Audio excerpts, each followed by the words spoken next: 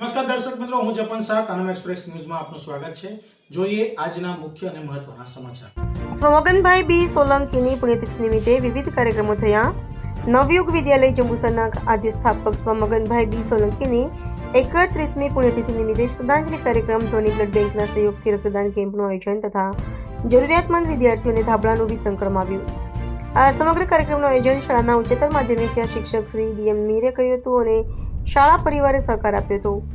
ઉલ્લેખનીય બાબત એ હતી કે આ રક્તદાન કેમ્પમાં નવયુગ વિદ્યાલયના આચાર્ય હિતેન્દ્રસિંહ ઠાકોરે 50મી વખત તથા તેમના ધર્મપત્ની નૂતનબા ઠાકોરે 18મી વખત રક્તદાન કર્યું હતું. આ પ્રસંગે શાળાના મંત્રી શ્રી ભૂપતસિંહ ચૌહાણ, નવયુગ વિદ્યાલયના પૂર્વ શિક્ષક શ્રી જી.સી. પંચાલ, શ્રી સુભાષભાઈ સોલંકી તથા શ્રી હિતેન્દ્ર ઠાકોરે પ્રાસંગિક ઉદબોધન કર્યું હતું. સાથે શાળાના ટ્રસ્ટી શ્રી રણછોડભાઈએ પ્રતિભાવો આપ્યા હતા.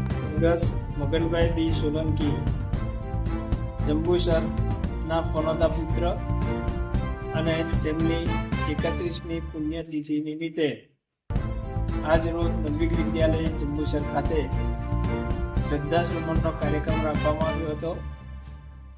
સાથે સાથે નવયુગ વિદ્યાલય જંબુસરમાં જે જરૂરિયાતમંદ બાળકો હતા એ બાળકોને ધ્વનિ બ્લડ બેંક દ્વારા ધાબળાનું વિતરણ કરવામાં આવ્યું અને બ્લડ ડોનેશન કેમ્પ જે રાખવામાં આવ્યો હતો તે સફળ રહ્યો છે.